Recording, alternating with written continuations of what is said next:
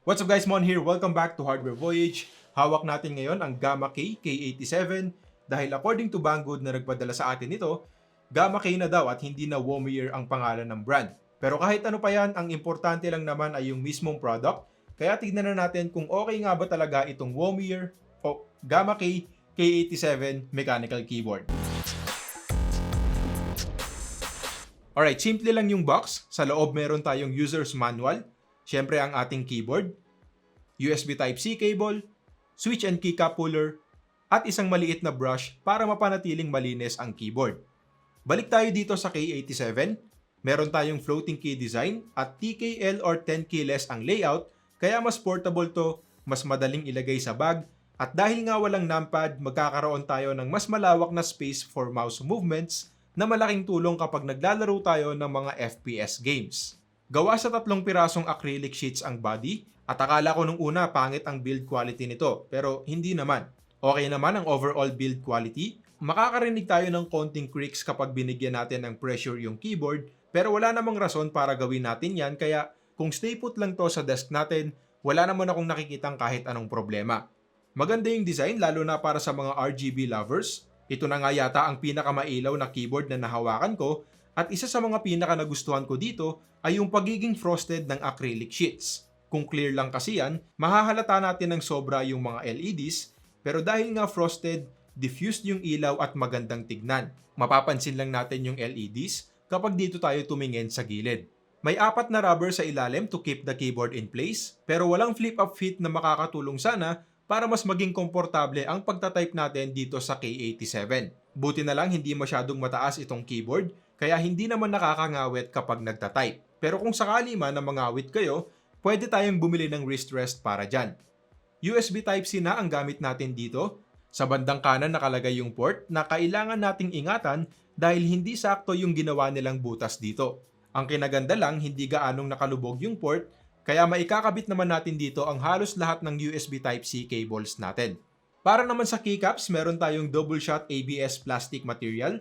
So magiging shiny to over time pero sigurado namang hindi mabubura ang Legends. Nagustuhan ko yung font style dahil sobrang simpleng tignan. May pagkamanipis nga lang talaga at kung sakaling hindi kayo kontento dito at gusto nyong palitan, well, halos lahat naman ng mga keycap set na available sa market natin ngayon ay compatible dito sa K87 dahil standard naman ang layout nito. 5 ang switches na pwede nating pagpilian, Gateron Red, Yellow, and Black para sa linear switches, Gateron Brown para sa tactile, at Gateron Blue naman para sa clicky. Gateron Black ang pinadala sa atin ng Banggood na nangangailangan ng 60 grams of force para mag-actuate, so medyo may kabigatan pero ang maganda naman dito, hindi natin basta-basta mapipindot yung mga keys nang hindi sinasadya. Nung gumagamit kasi ako ng Gateron Reds noon, sobrang dami kong accidental press kapag nagtatype, kaya mas okay sa akin ang yellow at black pagdating sa Gateron linear switches.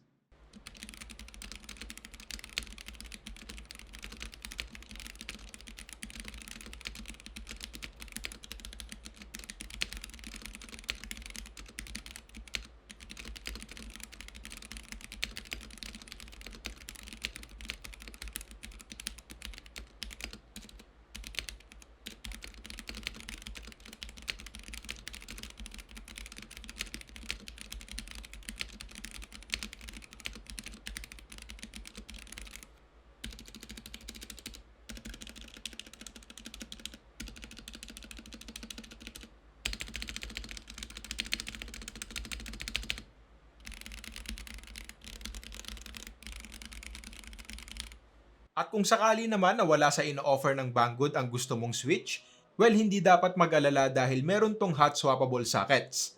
Halos lahat ng switch ay pwede nating ilagay dito kaya hindi problema yan. Madali lang din tanggalin dahil hindi masyadong masikip at kung 5 ang pins na gusto mong ilagay na switch, hindi na rin natin kailangan magputol ng 2 para lang magkasya to sa socket. May LED ang bawat isang switch at talaga namang kumakalat ang liwanag nito sa buong keyboard. Para baguhin ang lighting effects, kailangan lang nating pindutin ang function key kasabay ng mga navigation keys. Function plus up and down para i-adjust ang brightness. Function plus insert, delete, home, and page up and down para sa iba't ibang lighting effects. At function plus plus and minus naman para baguhin ang speed ng animation.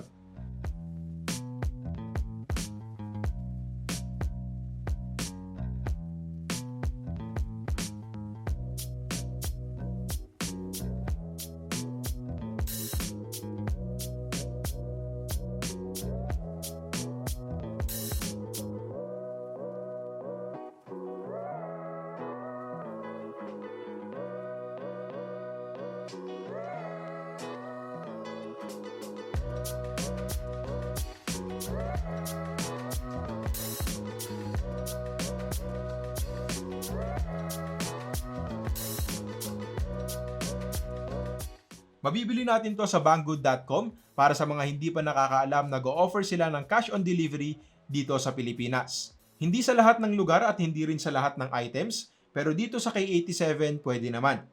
At ang presyo nitong Gamakay K87 mechanical keyboard, 3,960 pesos. Pero kung gagamitin natin ang code na BGSEA-K87, makakakuha tayo ng 644 pesos na discount, kaya mabibili na lang natin to for 3,316 pesos. At sa presyong yan, masasabi kong panalo ang keyboard na to, lalong-lalo na kung mahilig ka talaga sa RGB.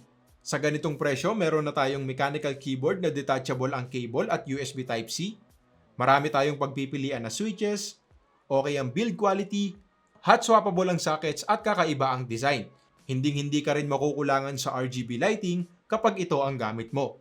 Ang gusto ko lang makita sa mga susunod pang versions ay yung mas magandang cutout para sa USB Type-C port, flip-up fit para ma-adjust natin to sa preferred nating height, mas magandang stabilizers, at PBT keycaps na sana meron ding sub-legends para hindi na tayo laging titingin sa manual para lang malaman kung ano yung secondary functions ng bawat keys. Pero again, kung ikaw yung taong mahilig talaga sa RGB, isa to sa mga pinakamagagandang keyboard para sa'yo na at the same time ay hindi rin gaanong masakit sa bulsa.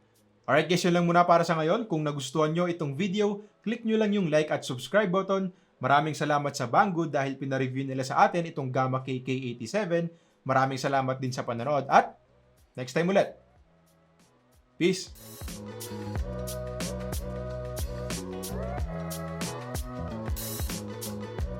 At ang presyo nitong Gamakay K87 mechanical keyboard, 3,698 pesos. Mali, 3,960 pesos.